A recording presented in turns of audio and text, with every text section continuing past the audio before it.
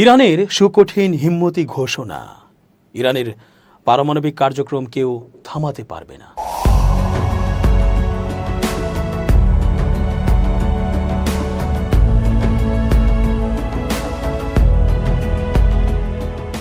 আসসালামু আলাইকুম প্রিয় দর্শক, আমন্ত্রণ আজকের আলোচনায়। চেঞ্জ টিভির আন্তর্জাতিক চোখ অনুষ্ঠানে এস.জি. রতন স্বাগত জানাচ্ছি। কোনো ভয় বা হামলা বা ক্ষোভ বা হুঙ্কার কোনো কিছুতেই ইরান থামবে না। এই হিম্মত ও সাহসকেই ইরানকে করেছে অনন্য। টানাপোড়েনের অর্থনীতি, নানা নিষেধাজ্ঞায় জর্জরিত থাকা সত্ত্বেও ইরান এই সাহসী উচ্চারণের কারণে সাম্প্রতিক ইরান বনাম ইসরায়েল ও আমেরিকা অর্থাৎ 1:2 হওয়া সত্ত্বেও ইরানকে পরাজিত করা যায়নি। ইরান স্পষ্ট করে জানিয়ে দিয়েছে পারমাণবিক কর্মসূচি চলবেই, এটাকে থামানোর কারও সাধ্য নেই। আল্লাহ আমাদের সাথে আছেন। ইসরায়েল ইরান যুদ্ধের সময় পারমাণবিক স্থাপনাগুলোতে গুরুতর ক্ষতি হলেও ইউরেনিয়াম সমৃদ্ধকরণ কর্মসূচি থেকে সরে আসবে না বলে জানিয়েছেন ইরানের পররাষ্ট্রমন্ত্রী আব্বাস আরাগচি। সোমবার 21 জুলাই ফক্স নিউজকে দেয়া এক সাক্ষাৎকারে আরাগচি বলেন, হ্যাঁ, ক্ষতি গুরুতর এবং তা আমরা স্বীকার করছি, কিন্তু সমৃদ্ধকরণ কর্মসূচি আমরা ছেড়ে দিতে পারি না। এটি আমাদের বিজ্ঞানীদের অর্জন এবং এখন এটি আমাদের জাতীয় গৌরবের প্রশ্ন। তিনি আরও বলেন, আমাদের স্থাপনাগুলো গুরুতরভাবে ক্ষতিগ্রস্ত হয়েছে, যার মাত্রা আমাদের পারমাণবিক শক্তি সংস্থা মূল্যায়ন করছে। ইরান ও যুক্তরাষ্ট্রের মধ্যে ওমানের মধ্যস্থতায় 5 দফা পারমাণবিক আলোচনা হলেও ইরান কতটুকু মাত্রায় ইউরেনিয়াম সমৃদ্ধ করতে পারবে তা নিয়ে কোনো সমঝোতা হয়নি। যুক্তরাষ্ট্র ও ইসরায়েলের অভিযোগ, ইরান এমন পর্যায়ে সমৃদ্ধকরণ চালাচ্ছে যা থেকে দ্রুত পারমাণবিক অস্ত্র তৈরি সম্ভব। তবে তেহরান বলছে তাদের কর্মসূচি সম্পূর্ণ বেসামরিক উদ্দেশ্যে পরিচালিত হচ্ছে। চলতি বছরের 13 জুন ইসরায়েল ইরানের উপর হামলা চালায়। এরপর 12 দিন ধরে দুই দেশের মধ্যে আকাশ যুদ্ধ চলে, যেখানে যুক্তরাষ্ট্র ইরানের পারমাণবিক স্থাপনায় বিমান হামলা চালায়। জুনের শেষ দিকে যুদ্ধবিরতি কার্যকর হয়। ইরান পারমাণবিক অস্ত্র বিস্তার রোধ চুক্তি এনপিটি এর সদস্য হলেও ইসরায়েল এই চুক্তিতে নেই। জাতিসংঘের পারমাণবিক পর্যবেক্ষক সংস্থা জানিয়েছে, ইরানের কর্মসূচি নিয়ে পারমাণবিক অস্ত্র তৈরির কোনো বিশ্বাসযোগ্য প্রমাণ তাদের কাছে নেই। অন্যদিকে ইসরায়েল বলছে তেহরানকে পারমাণবিক অস্ত্র তৈরির পথ থেকে ফেরাতেই তাদের যুদ্ধ অভিযান চালানো হয়েছে। যুক্তরাষ্ট্রের সঙ্গে কোনো আলোচনা করার পরিকল্পনা ইরানের নেই বলে জানিয়েছে দেশটির পররাষ্ট্র মন্ত্রণালয়। সোমবার 21 জুলাই এক সংবাদ সম্মেলনে ইরানের পররাষ্ট্র মন্ত্রণালয়ের মুখপাত্র ইসমাইল বাঘাইকে যুক্তরাষ্ট্রের প্রেসিডেন্টের আলোচনার সম্ভাবনা নিয়ে করা প্রশ্নের জবাবে এ কথা বলেন। তিনি জানান, ইউরোপীয় ত্রয়ীর অর্থাৎ ব্রিটেন, ফ্রান্স, জার্মানি এদের সঙ্গে নতুন এক দফা আলোচনার ব্যবস্থা করা হলেও যুক্তরাষ্ট্রের সঙ্গে কোনো আলোচনার পরিকল্পনা ইরানের নেই। তবে বাঘাই বলেন, ইরান কূটনীতিকে একটি সুযোগ হিসেবে দেখে।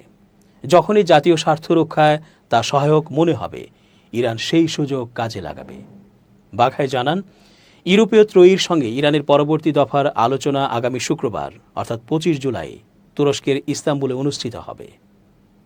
উপপররাষ্ট্রমন্ত্রী পর্যায়ের এই আলোচনা মূলত ইরানের পারমাণবিক কর্মসূচি নিয়ে কেন্দ্রীভূত হবে।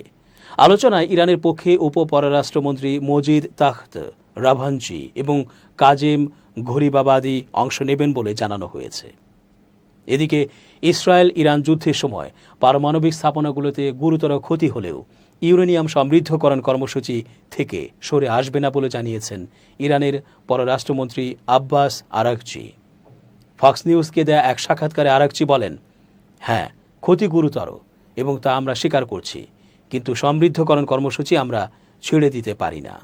ইরানের পার্লামেন্টের জাতীয় নিরাপত্তা কমিশনের এক সদস্য বলেছেন, ইউরোপীয় দেশগুলো জাতিসংঘের মাধ্যমে আন্তর্জাতিক নিষেধাজ্ঞা পুনর্বহাল করলে তেহরান আঞ্চলিক নিরাপত্তা রক্ষার প্রতিশ্রুতি প্রত্যাহার করতে পারে। গেল সোমবার ইরানের আধা সরকারি বার্না নিউজের বরাতে এ তথ্য জানানো হয়েছে। সোমবার 21 জুলাই এক প্রতিবেদনে এ খবর দিয়েছে ইরান। আমাদের হাতে অনেক উপায় রয়েছে। আমরা উপসাগর, হরমুজ প্রণালী এবং অন্যান্য সমুদ্র এলাকায় নিরাপত্তা রক্ষার দায়িত্ব থেকে সরে আসতে পারি। বলেছেন আব্বাস মকতাদাই ইরানের সম্ভাব্য পাল্টা হস্তক্ষেপের প্রসঙ্গে। শুক্রবার ইস্তাম্বুলে ইরানের উপপররাষ্ট্রমন্ত্রী এবং যুক্তরাজ্য, ফ্রান্স ও জার্মানির E3 কূটনীতিকদের বৈঠকের আগে তিনি এ মন্তব্য করেন।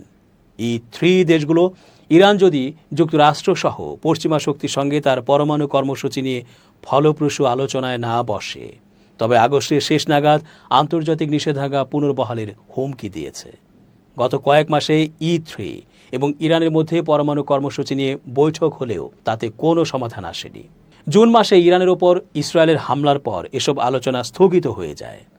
রাশিয়া, চীন, এমনকি যুক্তরাষ্ট্রের সাথেও যখন ইউরোপ রাজনৈতিক, অর্থনৈতিক ও সাংস্কৃতিক সংঘাতের মধ্যে রয়েছে, তখন তারা হরমুজ প্রণালীতে নিজেদের জন্য বিপদ তৈরি করবে এমন অবস্থায় নেই, বলেন মকতাদাই। এর আগে ইরানের পররাষ্ট্র মন্ত্রণালয়ের মুখপাত্র হুঁশিয়ারি দিয়েছিলেন যে E3 দেশগুলো জাতিসংঘের স্ন্যাপব্যাক প্রক্রিয়া চালু করলে তেহরান পাল্টা ব্যবস্থা নেবে। এই প্রক্রিয়ার মেয়াদ শেষ হবে 18 অক্টোবর। রোববার জাতিসংঘ মহাসচিবকে পাঠানো চিঠিতে ইরানের পররাষ্ট্রমন্ত্রী আব্বাস আরাকচি বলেন, ইসরায়েল ও যুক্তরাষ্ট্রের ইরানের পরমাণু স্থাপনায় হামলার বিষয়ে অবস্থান নিয়ে E3 দেশগুলো 2015 সালের পরমাণু চুক্তির অংশীদার নয়, ফলে তারা স্ন্যাপব্যাক প্রক্রিয়া চালুর আইনি অধিকার হারিয়েছে। উল্লেখ্য, যুক্তরাষ্ট্র 2018 সালে এই চুক্তি থেকে বেরিয়ে গেলেও চীন, রাশিয়া ও E3 দেশগুলো এখনও এই চুক্তির অংশ, যার আওতায় ইরানের পরমাণু কর্মসূচির ওপর বিধি নিষেধের বিনিময়ে নিষেধাজ্ঞা তুলে নেওয়া হয়েছিল। ইতোপূর্বে ইরান হরমুজ প্রণালীতে সামুদ্রিক চলাচল ব্যাহত করা বা ইউরোপমুখী মাদক পাচার রোধ না করার হুমকি দিয়ে তার পরমাণু কর্মসূচি নিয়ে পশ্চিমাদের চাপ মোকাবেলা করার কৌশল হিসেবে ব্যবহার করেছে। ইরাকের পার্লামেন্ট স্পিকার মাহমুদ আল মাশাহাদানি বলেছেন, সাম্প্রতিক আরোপিত যুদ্ধে ইসরায়েলি দখলদার শাসন সরাসরি যুক্তরাষ্ট্রসহ অন্যান্য দেশের সমর্থন পেলেও ইসলামী প্রজাতন্ত্র ইরান তাদের বিরুদ্ধে বড় জয় অর্জন করেছে। সোমবার 21 জুলাই এক প্রতিবেদনে এ খবর দিয়েছে মেহের নিউজ। পার্লামেন্টের জাতীয় নিরাপত্তা ও পররাষ্ট্র নীতি কমিটির ইরানি প্রতিনিধি দলের সঙ্গে বৈঠকে এ মন্তব্য করেন আল মাশাহাদানি। তিনি সাম্প্রতিক ইসরায়েল ইরান যুদ্ধে ইরানের বিজয়ে অভিনন্দন জানিয়ে বলেন, যুদ্ধে ইসরায়েলি দখলদাররা বোমা হামলার ভয়ে আশ্রয়কেন্দ্রে লুকিয়ে থাকলেও ইরানের জনগণ স্বাভাবিক জীবনযাপন করেছে এবং বাড়ির ছাদে উঠে দাঁড়িয়ে ইসরায়েলি শাসনকে উপহাস করেছে। তিনি আরও বলেন, ইরানের জনগণ ইরাকের জন্য গর্বের কারণ। ইরান এবং ইরাক দুই প্রতিবেশী দেশ, যাদের অভিন্ন নীতি ও স্বার্থ রয়েছে। এ সময় বাগদাদ ও তেহরানের মধ্যে সম্পর্ককে আরও দৃঢ় করার ওপর জোর দেন মাশাহাদানি। ইরানের ভূখণ্ডে কোনো আক্রমণ হলে ইরাক পাশে থাকবে উল্লেখ করে তিনি বলেন, ইরাককে সন্ত্রাসী সংগঠন ISIL এর দখলদারিত্ব থেকে মুক্ত করতে ইরান যে ভূমিকা রেখেছে তার জন্য ইসলামী প্রজাতন্ত্র ইরানকে সম্মান করা হয়। মাশাহাদানি ইসলামী দেশগুলোর মধ্যে সহযোগিতা জোরদার এবং কার্যকর সংহতি গড়ে তোলার ওপরও গুরুত্ব আরোপ করেন। ইসরায়েল গাজা যুদ্ধ নিয়ে সংবাদ প্রচারের ধরন নিয়ে যুক্তরাজ্যের পাবলিক ব্রডকাস্টার বিবিসিকে তীব্র সমালোচনা করেছেন নিউ ইয়র্ক সিটির মেয়র পদপ্রার্থী এবং ডেমোক্র্যাট প্রার্থী জোহরান মামদানি। তিনি বলেছেন, বিবিসি কখনোই ইসরায়েলের প্রধানমন্ত্রী বেনিয়ামিন নেতানিয়াহুকে অভিযুক্ত যুদ্ধাপরাধী হিসেবে উল্লেখ করে না বা যুক্তরাষ্ট্র সমর্থিত ইসরায়েলি প্রতিরক্ষা বাহিনী IDF বলেও পরিচয় দেয় না।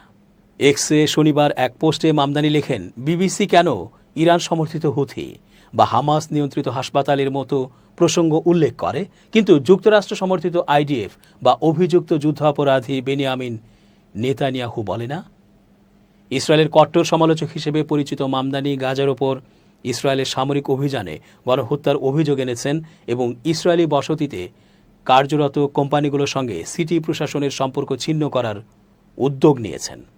তিনি ইসরায়েলের রাষ্ট্র হিসেবে অস্তিত্বের অধিকারকে সমর্থন করেন এবং সব পক্ষের বেসামরিক নাগরিকদের ওপর সহিংসতাকে নিন্দা জানালেও হামাসের 7 অক্টোবরের হামলার পর গাজায় ইসরায়েলের চলমান সামরিক অভিযানের কঠোর সমালোচনা করে আসছেন। জেটেওর মেহেদি হাসানের সঙ্গে এক সাক্ষাৎকারে মামদানি বলেছেন, নেতানিয়াহু নিউ ইয়র্কে এলে আন্তর্জাতিক আইনের আওতায় তাকে গ্রেফতার করবেন, কারণ ইন্টারন্যাশনাল ক্রিমিনাল কোর্ট ICC নেতানিয়াহুর বিরুদ্ধে গ্রেফতারি পরোয়ানা জারি করেছে। গত বছরের নভেম্বরে আইসিসি গাজা এবং লেবাননে সংঘাতের সময় যুদ্ধ অপরাধের অভিযোগে নেতানিয়াহুর বিরুদ্ধে গ্রেফতারি পরোয়ানা জারি করে। ইসরায়েল বর্তমানে গাজায় হামাস এবং লেবাননে হিজবুল্লাহর সঙ্গে যুদ্ধে জড়িত। ইসরায়েলের যুদ্ধ পরিচালনা নিয়ে অনেক ডেমোক্র্যাট ভোটার, এমনকি ইহুদিরাও অসন্তুষ্ট। বিশেষ করে তরুণ প্রজন্মের প্রগতিশীল ভোটারদের মধ্যে ইসরায়েল বিরোধী মনোভাবকে আর স্বয়ংক্রিয়ভাবে ইহুদি বিদ্বেষ হিসেবে দেখা হচ্ছে না। মামদানি বিভিন্ন সময়ে ইহুদি বিদ্বেষের বিরুদ্ধে লড়াইয়ের অঙ্গীকার করেছেন। The late show with Stephen Colbert এ উপস্থিত হয়ে এই বিষয়ে প্রশ্নের মুখোমুখি হয়েছিলেন তিনি। অনুষ্ঠানে তার সঙ্গে ছিলেন নিউ ইয়র্ক সিটির কম্পট্রোলার এবং ইহুদি কর্মকর্তা ব্র্যাড ল্যান্ডার, যিনি মামদানিকে সমর্থন করেছেন। মামদানি ঘৃণামূলক অপরাধ প্রতিরোধ কর্মসূচির বাজেট 800 ভাগ বাড়ানোর প্রতিশ্রুতিও দিয়েছেন। এদিকে ইসরায়েলের কট্টর সমর্থক মার্কিন প্রেসিডেন্ট ডোনাল্ড ট্রাম্প মামদানিকে কমিউনিস্ট উন্মাদ বলে আখ্যা দিয়ে বলেছেন নিউ ইয়র্ক সিটিকে ধ্বংসের হাত থেকে রক্ষা করবেন তিনি। ট্রাম্প তার সামাজিক যোগাযোগ মাধ্যম ট্রুথ সোশ্যালে লিখেছেন, মার্কিন প্রেসিডেন্ট হিসেবে আমি এই কমিউনিস্ট উন্মাদকে নিউ ইয়র্ক ধ্বংস করতে দেব না। নিশ্চিন্ত থাকুন, আমার হাতে সব দায়িত্ব, সব কার্ড। আমি নিউ ইয়র্ক সিটিকে রক্ষা করব এবং আবার হট এবং গ্রেট করে তুলব, যেমনটা ভালো পুরনো আমেরিকাকে করেছিলাম। দর্শক, আজ এই পর্যন্তই। শুভকামনা।